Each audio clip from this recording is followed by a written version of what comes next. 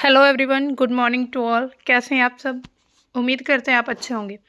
तो आज हम 21 अक्टूबर 2025 की ट्यूसडे की हम द हिंदू की इम्पोर्टेंट न्यूज़ को कवर करने वाले हैं। इससे पहले आज हम आपको बता दें कि जैसे कि आज द हिंदू का न्यूज़पेपर पब्लिश नहीं हुआ है, तो अब ऐसे नहीं है कि हम न्यूज़ नहीं लेकर आए। द हिंदू की न्यूज़ है, लेकिन ये इम्पोर्टेंट न्यूज़ है जो कल एक हमारा एडिटोरियल रह गया था, उसको हम लेकर आए और उसके साथ ही जितनी भी लेटेस्ट न्यूज़ है उनको हम कवर करेंगे। तो इसमें हमारे जो मेन सब्जेक्ट रहते हैं ये polity, IR, history, art and culture, economy रहती है, साइंस एंड टेक होता है और उसके साथ ही इन्वायरमेंट एंड जियोग्राफी के सब्जेक्ट रहते हैं।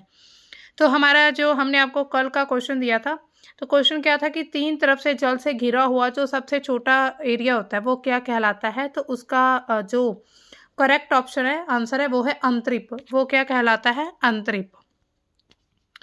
अब हमारा ये जो पहला है ये एडिटोरियल है। तो एडिटोरियल क्या है कि fire in the sky on Deepavali and the battle for clean air.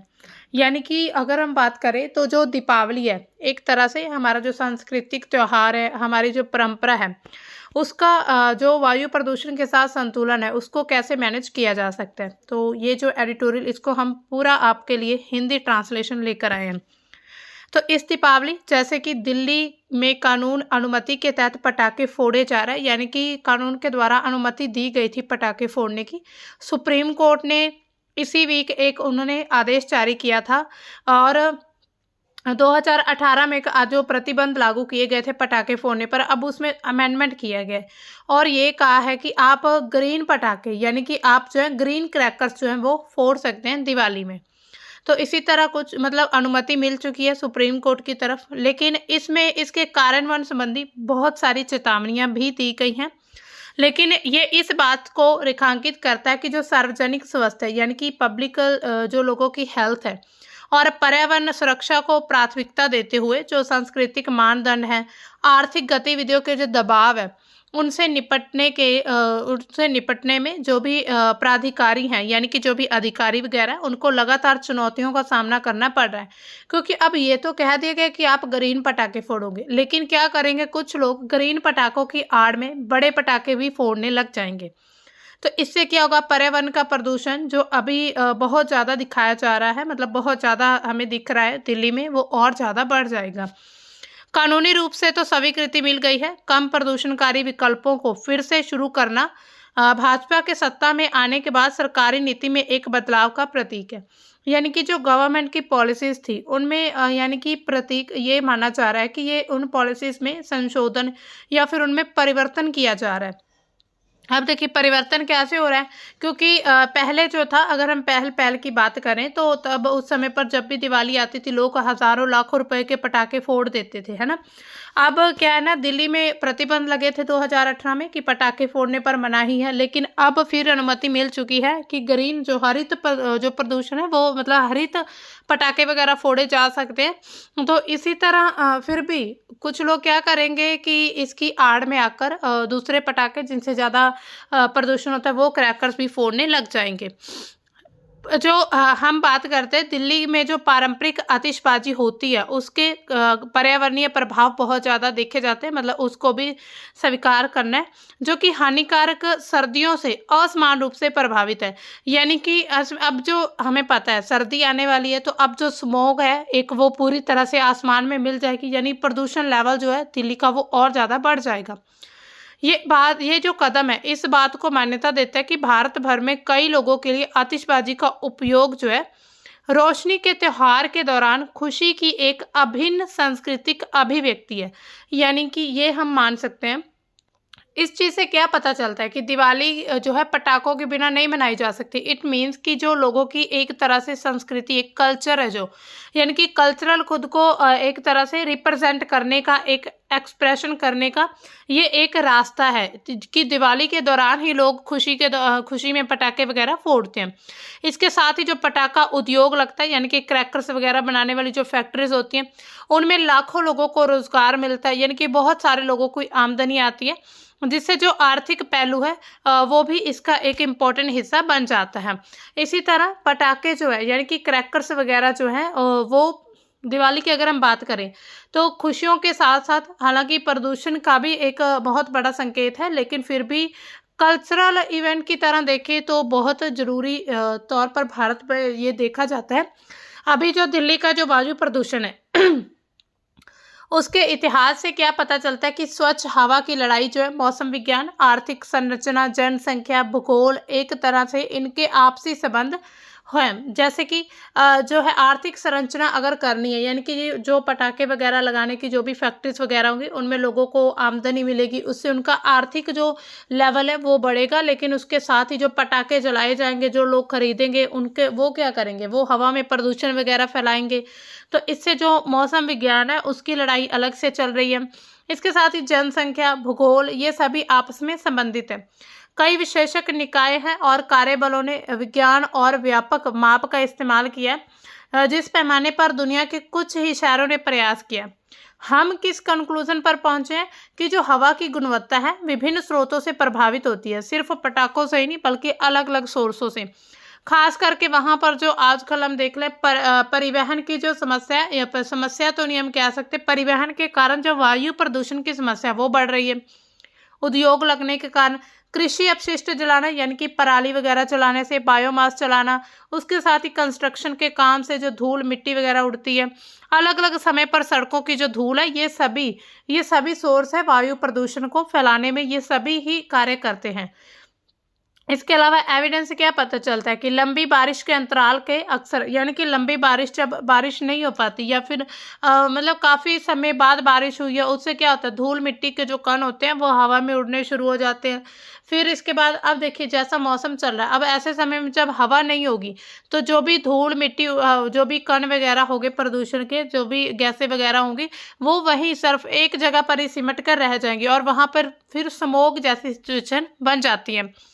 वार्षिक प्रदूषण जो है वार्षिक प्रदूषण समस्या में पटाखों का योगदान जो है वो अस्थायी हो सकता है, यानी कि पटाखों का योगदान तो हो सकता है, लेकिन आंकड़ों से क्या पता चलता है कि इस मतलब पटाखे चलाने से पहले ही वहां पर इतनी ज़्यादा हवा की गुणवत्ता खराब हो चुकी है।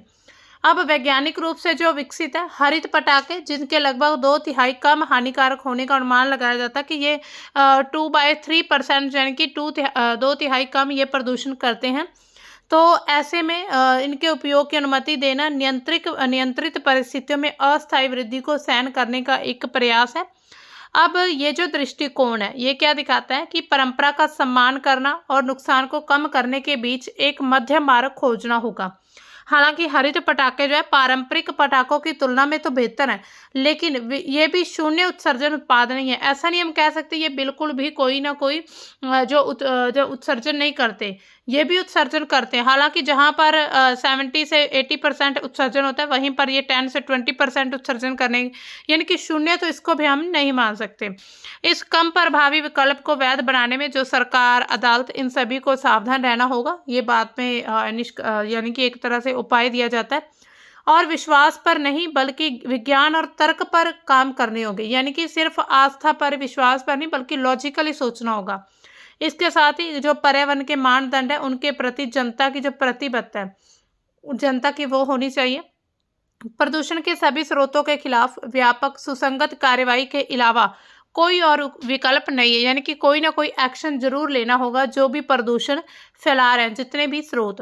तो अब देखिए दिल्ली में जो हवा की गुणवत्ता है वो पीएम पार्टिकुलेट मैटर जो है 2.5 और 10 जैसे प्रदूषकों का स्तर जो है, यानी कि इतना हाई लेवल हो चुका है कि खतरनाक बहुत ज़्यादा है। तो दिल्ली में हालांकि लोग, अभी आपने देखा होगा आजकल दिवाली का सीजन चल रहा है तो पटाखे चला रहे हैं। अब हरित पटाखों के लाभ क्या होंगे जो अनुमति दी गई है सुप्रीम कोर्ट के द्वारा, इससे ऐसा कहा जा रहा है कि कम वायु प्रदूषण होगा। हालांकि प्रदूषण जरूर होगा, इसके अलावा कम शोर प्रदूषण, इनकी आवाज़ भी कम होती है, लेकिन आपने देखा होगा कि लोग कम आवाज़ वाले पटाखे चलाना पसंद नहीं करते, यानी कि बड़े बड़े पटाखे जिनसे दूर तक आवाज़ जाए वो लेकर आते हैं पटाखे। जो घर में बच्चे होते हैं, बुजुर्ग या फिर पालतू जानवर होते हैं, उनको ज़्यादा शोर से परेशानी होती है, तो उनके लिए ये भी फ़ायदेमंद है। कम विषाक्त धुआं होता है, यानी कि जो हरित पटाखे उसमें नाइट्रेट, सल्फर जैसी जो रसायन होते हैं केमिकल, उनकी मात्रा कम होने के कारण जहरीली गैस है जिसमें सल्फर डाइऑक्साइड, नाइट्रोजन ऑक्साइड, इनका उत्सर्जन कम होता है, यानी कि ये कम रिलीज होती है। इससे जो हेल्थ इश्यूज होते हैं जैसे कि अस्थमा, एलर्जी वगैरह, ये भी कम हो सकते हैं। इसके साथ ही पर्यावरण को संरक्षित करते हैं। सुरक्षा होती है। जो हरित पटाखे वो कम ज्वलनशील यानी कम जलते हैं, जिससे आग लगने का खतरा कम होता है। आप बहुत सारी न्यूज़ सुनेंगे, पिछले साल भी हमने बहुत सारी न्यूज़ देखी थी कि जो दिवाली है उसी दौरान किसी पटाखों वाली दुकान में आग लग गई, फैक्ट्री में आग लग गई, किसी के घर में। तो इसी तरह के बहुत सारे मामले सामने आते रहते हैं। तो अब ये कम ज्वलनशील होने के कारण आग कम लगती है, आग लगने का खतरा कम होता है। सांस्कृतिक संतुलन, जो दिवाली जैसा जो त्योहार है, खुशी का त्योहार माना जाता है इसको भारत में, लेकिन पर्यावरण, सार्वजनिक स्वास्थ्य पर ये नेगेटिव इफेक्ट भी जो पड़ता है उसको कम करते हैं हरित पटाखे। अब देखिए अगर हम बात करें कि ये प्रदूषण के कारण क्या है, तो मोस्टली हमने एडिटोरियल में बात कर ली, ये सब इसके कारण हैं। इसके साथ ही जो उपाय हमने देखे वो भी हमने देख लिए कि कैसे उपाय किए जा सकते हैं।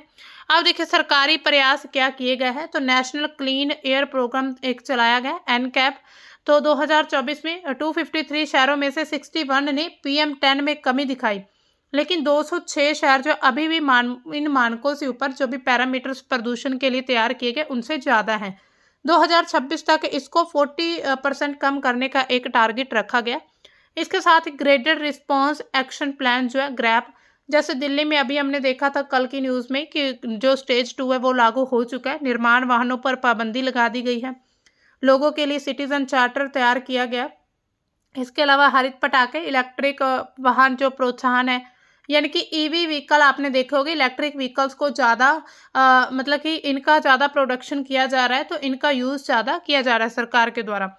वनीकरण यानी कि ग्रीन इंडिया मिशन के तहत अब इसमें चुनौतियां क्या है, परिवर्तन कमजोर होगा, सीमा पार प्रदूषण जैसे कि पाकिस्तान बांग्लादेश से प्रभाव, यानी कि सीमा के बाहर भी प्रदूषण हो रहा है। हम तो अपने प्रदूषण को कहीं ना कहीं फिर भी कंट्रोल कर सकते हैं, लेकिन हम किसी और कंट्री पर कोई भी बाधा नहीं लगा सकते जब तक कि पूरे इंटरनेशनल ऑर्गेनाइजेशन के द्वारा उसको कोई ना कोई चेतावनी नहीं दी जाती।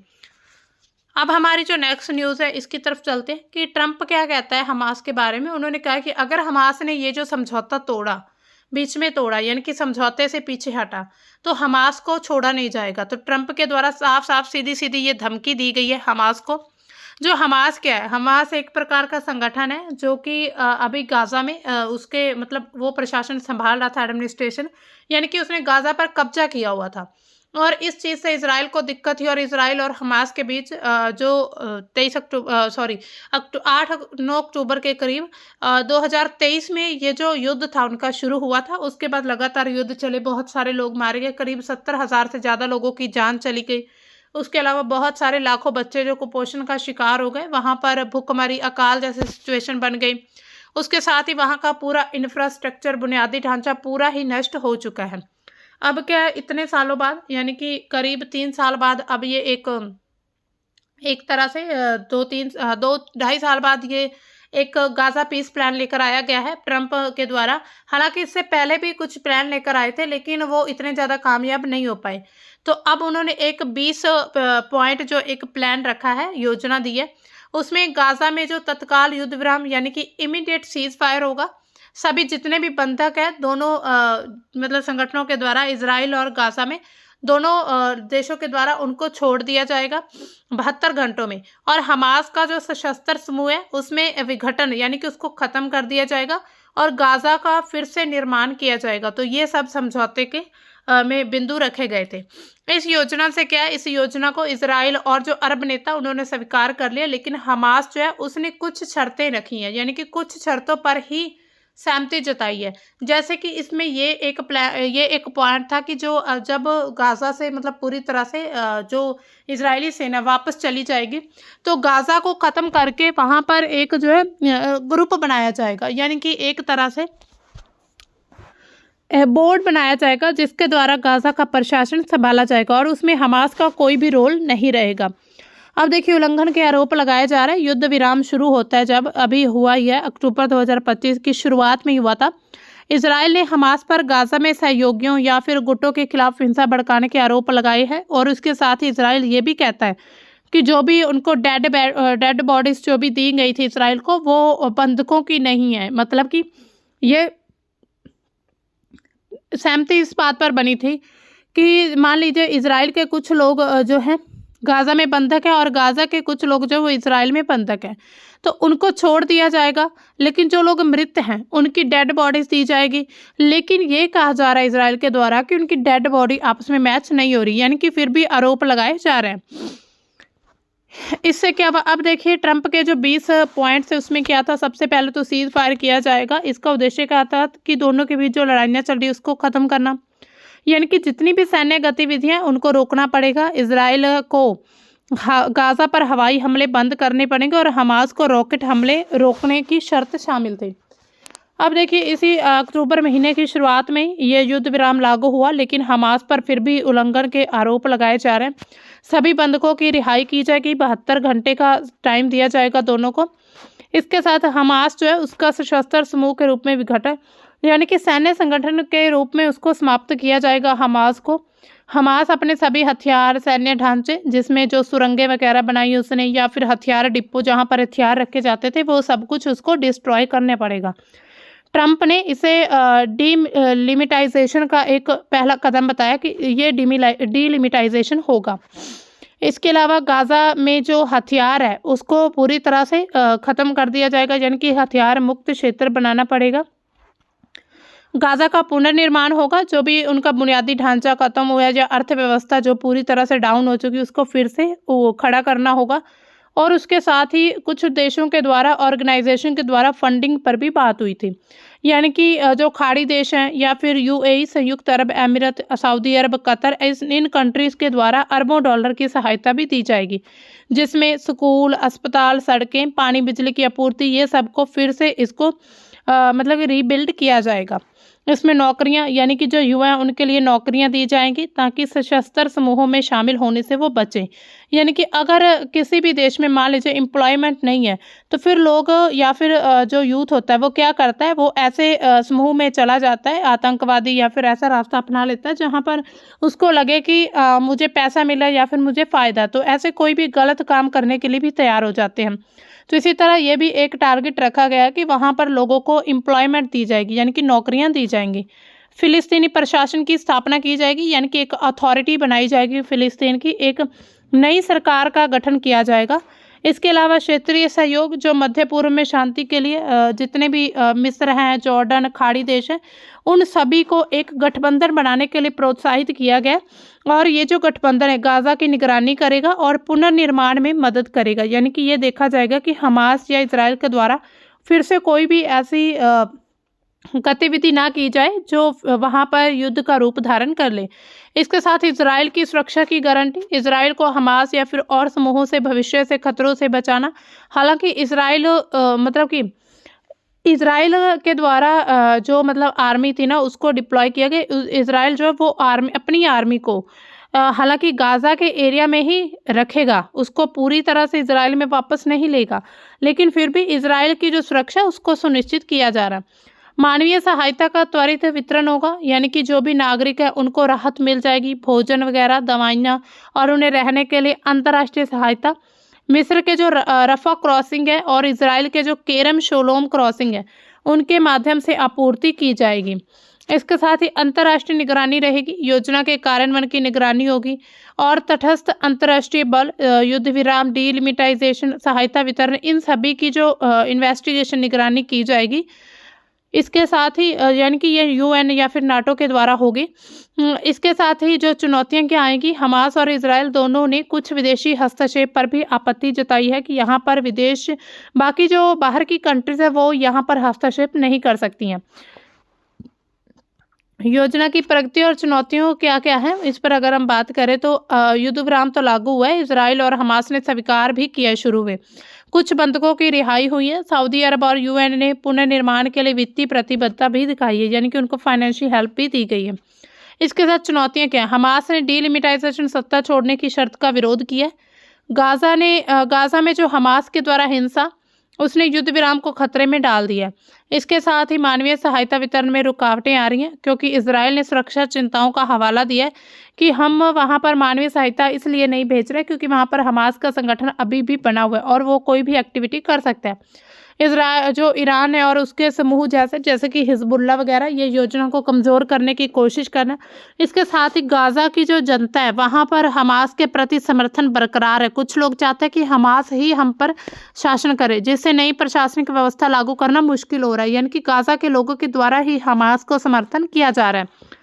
तो इसी तरह ये चुनौतियां नज़र आ रही हैं। अब हम चलते हमारे नेक्स्ट एडिटोरियल की तरफ। ये क्या है कि the far rights infiltration on into the wastes main stream, यानी कि जो पश्चिमी, अगर हम यहाँ पर बात करें, जो घुसपैठ वगैरह हो रही है पश्चिमी दल या फिर दक्षिणपंथी, तो इन सभी का प्रभाव जो है वो लगातार बढ़ता जा रहा है वेस्ट में, यानी कि पश्चिम में।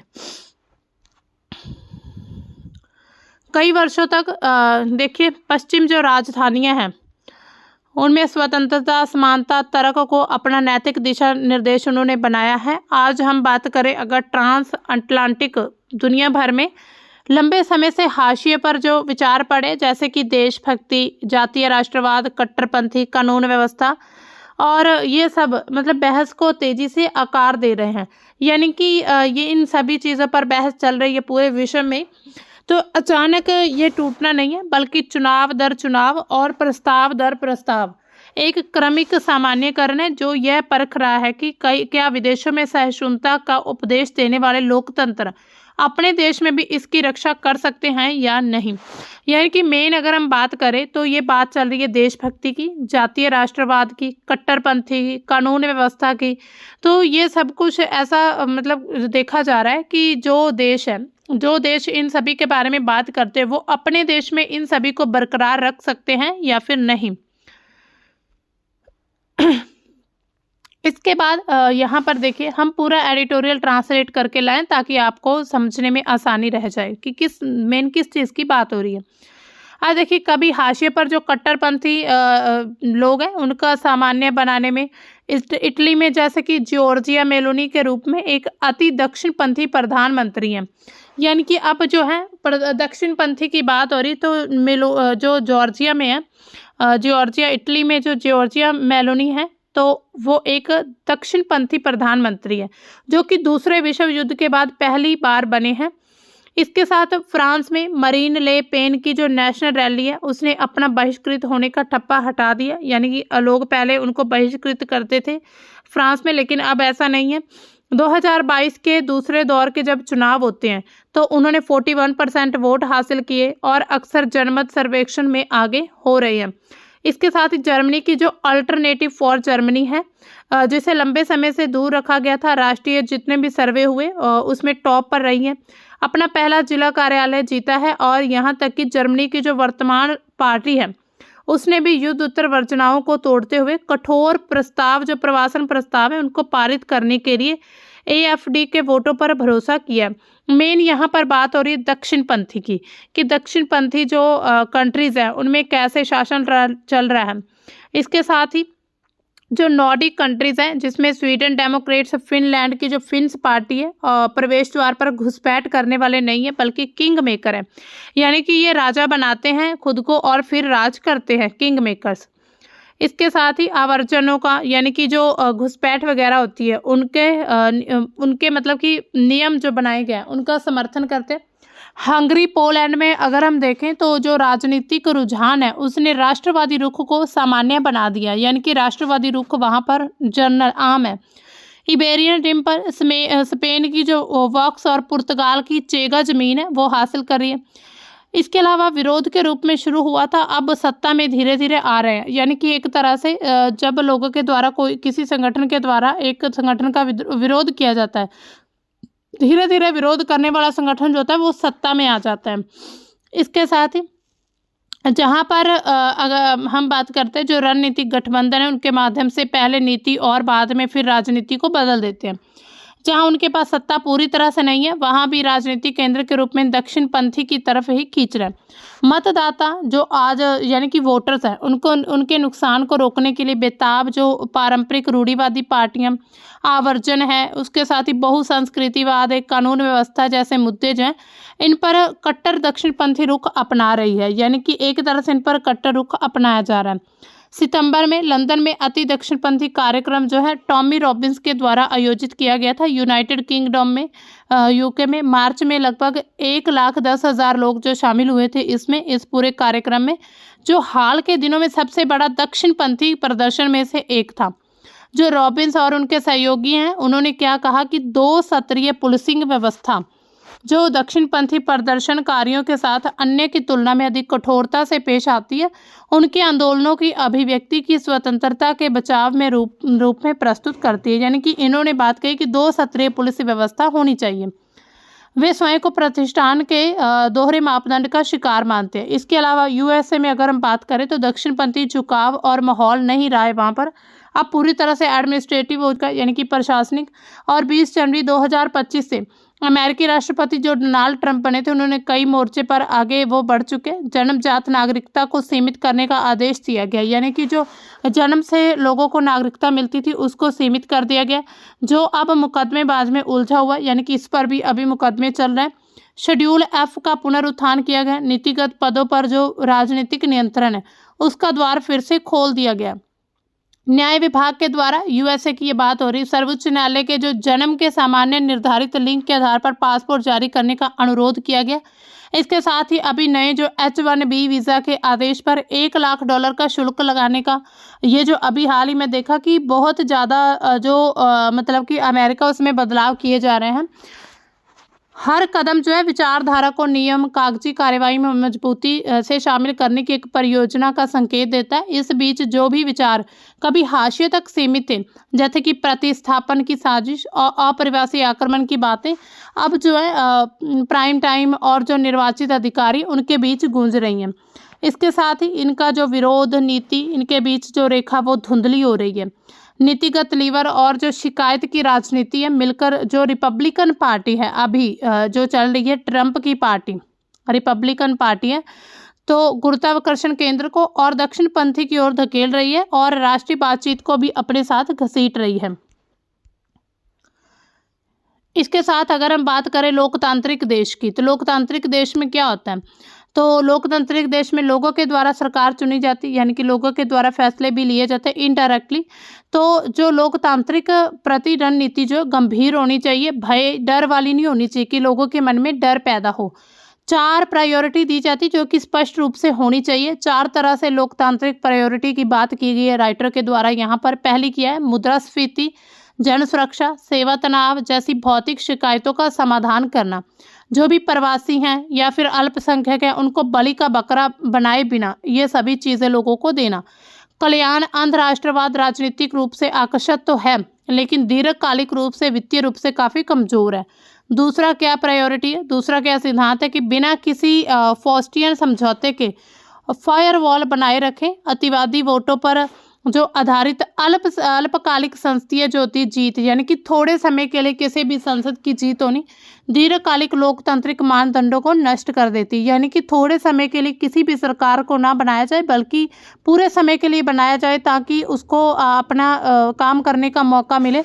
तीसरा क्या कहता है कि मीडिया और जो तकनीकी प्लेटफॉर्म है उसमें जिम्मेदारी होनी चाहिए, जिसमें सत्यापित जानकारी को बढ़ाना, प्रमाणित झूठ को दबाना और 2 स्तरीय पुलिसिंग जैसे कि भड़काऊ दावों से को प्रसारित करने वाले जो है उस करते समय संदर्भ पर जोर देना शामिल है। चौथा क्या कहता है, जो आम जनता है, आम नागरिक है, वो संस्था मुख्य धारा की जो पार्टियां उनके लिए नागरिक साहस है जिनमें समान नागरिक और बहुलवाद की रक्षा होनी चाहिए। तो अगर ऐसे सिद्धांत अपनाए जाते हैं तो क्या होता है कि खुले समाज की अच्छी सेवा हो पाएगी। भारत के लिए क्या अगर हम बात करें तो अब ये दावे पूरी तरह से ठोस बन चुका है। ब्रिटेन की जो शिकायत है, यानी कि भारत की शिकायत की गई थी जो भी आधारित सड़क राजनीति, प्रवासी सुरक्षा, सामाजिक समरसता से जुड़ी हुई है, तो महाद्वीपीय यूरोप प्रवास और पहचान को लेकर सख्त रुख अपना रहा है। अब इस पर जो छात्र हैं भारत के कुशल कामगार और उनके लिए जो भी वीज़ा व्यवस्था है उनको आकार दे सकता है। साथ ही बहुसंस्कृतिवाद यानी कि एक से ज़्यादा कल्चरल होना, उनके प्रति दृष्टिकोण को भी। अमेरिका का जो H-1B वीज़ा का अधिभार यानी कि बहुत ज़्यादा अभी शुल्क लगा दी गया, मुकदमेबाजी, संभावित कांग्रेसी जांच के बाद भी लागू रहता है। इसके बाद भारतीय पेशेवर जो हैं, जो यानी कि प्रोफेशनल्स हैं, फर्म में, उनके लिए ये लागत बढ़ा जाएगा, जिससे क्या होगा, निवेश काफ़ी ज़्यादा प्रभावित होगा। भारत की जो प्रमुख साझेदार हैं उनके बीच जो उदार लोकतंत्र है उनकी गुणवत्ता में जो कूटनीति रुचि है। जब मुख्यधारा के अभिनेता वोट बैंक की रक्षा के लिए हाशिए पर पड़े मुद्दों पर चर्चा करते हैं तो बहुलवाद, मीडिया की स्वतंत्रता, मानव अधिकारों पर ओवरटर्न इसकी नज़र हटा देते हैं। यानी कि जब चुनाव आते हैं तो हर कोई वोट बटोरने के लिए ऐसे मुद्दों को सामने लेकर आता है। वही मानदंड जो पूर्व अनुमानित साझेदारियां, शोध संबंध और लोगों के बीच संबंध का आधार होते हैं। इसी तरह जो भारत के शातिर हैं, व्यवसाय हैं, विदेशों में लंबे समय से बसे समुदाय हैं, तो उन पर यह बुरा प्रभाव पड़ता है। अब हम इतिहास की थोड़ी बात करें कि हिस्ट्री में क्या कुछ हुआ है। तो दक्षिणपंथी को लेकर, जो दक्षिणपंथी का जब उदय होता है तो बिना किसी चुनौती के नहीं रहा है। नागरिक, कार्यकर्ता और इसके साथ ही नेता लगातार इसका प्रतिरोध कर रहे हैं। जैसे जर्मनी, स्पेन और जो जगह है उस पर भीड़ ये कहने के लिए इकट्ठा हुई है कि नफरत का स्वागत नहीं है, बल्कि अदालत और पत्रकारों ने पर्दे के पीछे पनप रहे जो दुर्व्यवहार उनका पर्दाफाश किया है। तो कई पश्चिमी जो वेस्टर्न कंट्रीज हैं उसमें चरम पंथियों को सत्ता से दूर रखने के लिए गठबंधन बनाए गए। जैसे कि फ्रांस की जो मुख्यधारा ने मरीन ले पेन के खिलाफ अभी जो संघर्ष चला था, वहां पर प्रोटेस्ट हुआ था। आदर्श अभी मरे नहीं हैं, लेकिन उन्हें संरक्षकों की ज़रूरत है। सवाल क्या है कि ट्रांस अटलांटिक दुनिया जो है अपने घोषित मूल्यों पर खरी उतरेगी या फिर डर को, पीढ़ियों से हासिल की गई उपलब्धियों को ख़त्म कर देगी। इतिहास की चेतावनी स्पष्ट तरह से दिखाई देती है कि यूरोप के जो 1930 यूरोप में जो हुआ था 1930 के दशक में, जो भी कैसे एक आधुनिक समाज जो है जन्मनाद के प्रभाव में उदार मानदंडों को त्याग सकता है। इसके साथ ही युद्ध उत्तर व्यवस्था ठीक इसी पतन से बचने के लिए बनाई गई है कि युद्ध की जो व्यवस्था है इस क्षण का सामना करने के लिए गंभीर आत्म सुधार की ज़रूरत है। वास्तविक जो है आर्थिक और सांस्कृतिक चिंताओं के बदले भावना में बदले बिना जो सुनना, सुविधाजनक गठबंधन जो बनाए जाते हैं, यानी कि सुविधा उनके माध्यम से हाशिए पर जो विचार है उनको धोने का, प्रलोभन का विरोध करना। इसके साथ ही सार्वजनिक बहस, यानी कि जो पब्लिकली बहस होती है उसमें सटीकता पर जोर देना। मतभेदों के बावजूद रोज़मर्रा की जो एकजुटता उसको नवीनीकृत करना। लोकतंत्र तब सबसे मजबूत होते हैं जब वे सभी की समान गरिमा की रक्षा करते हैं। अगर हम समानता, बहुलवाद, तर्क का पालन नहीं करना चाहें तो ये सब विश्वसनीय जो है दिशा निर्देश है। यानी कि अगर हमें समानता का हम पालन करते हैं, बहुलवाद का और उसके साथ तर्क का पालन करते हैं, तो इन सब से क्या होता है, एक तरह से ये हमारे लिए गाइडलाइंस बन सकते हैं। तो अब देखिए घुसपैठ के प्रमुख कारण क्या है। राजनीतिक दलों में विस्तार हो रहा है, यानी कि कुछ ऐसे राजनीतिक दल है जहां पर घुसपैठ जो है वो अपने प्रभाव को मजबूत कर मीडिया, डिजिटल प्लेटफॉर्म में प्रसार किया जा रहा है। इसके बाद संस्थागत घुसपैठ, कुछ लोगों के द्वारा संस्थाएं चल रही हैं तो उसमें भी घुसपैठ हो रही है। इसका प्रभाव क्या, लोकतंत्र जो है वो खतरे में पड़ रहा है। इसके साथ ही पूरे विश्व में प्रभाव, जैसे कि अभी लैटिन अमेरिका में हमने देखा, एशिया तक जो फॉर राइट नेटवर्क वो फैल रहे हैं, बहुपक्षीयता को कमज़ोर करते हैं। भारत जैसे जो देश है उसमें डायस्पोरा सुरक्षित जो है वो सब प्रभावित हो रहा है। अब देखिए क्या किया जा सकता है इसमें। तो मुख्य धारा की जिम्मेदारी है, जो भी सेंटर पार्टियां उनको फॉर राइट की आलोचना ना करने की बजाय, यानी कि आलोचना करने की बजाय उन्हें सक्रिय रूप से बहुलवाद, समानता पर ध्यान देना चाहिए। फ्रांस की तरह गठबंधन बनाकर चरमपंथ को रोकना होगा। शिक्षा और मीडिया साक्षरता, जो भी साजिश है, सिद्धांतों के खिलाफ जागरूकता अभियान वगैरह चलाने होंगे। नागरिक साहस, यानी कि जो साधारण नागरिक हैं, संस्था, पार्टियां, उन सभी को मूल्यों की रक्षा करनी होगी। इतिहास में जो चेतावनी देता है कि डेमागोजी से उदार मानदंड ध्वस्त हो सकते हैं। 1930 में एक ऐसा एक तरह से संगठन बनाया गया था, उसके बाद से नागरिकों ने वहाँ पर उदार मानदंडों को ख़त्म किया था। तो दोस्तों ये थी हमारी आज की द हिंदू की इम्पोर्टेंट एडिटोरियल एंड न्यूज़। हालांकि आज का न्यूज़पेपर तो नहीं आ पाया, चलो कोई बात नहीं, फिर भी हमने इम्पोर्टेंट न्यूज़ को कवर कर लिया है। तो मिलते हैं हम अपने कल की न्यूज़ के साथ, तब तक के लिए बाय, थैंक्स फॉर वॉचिंग।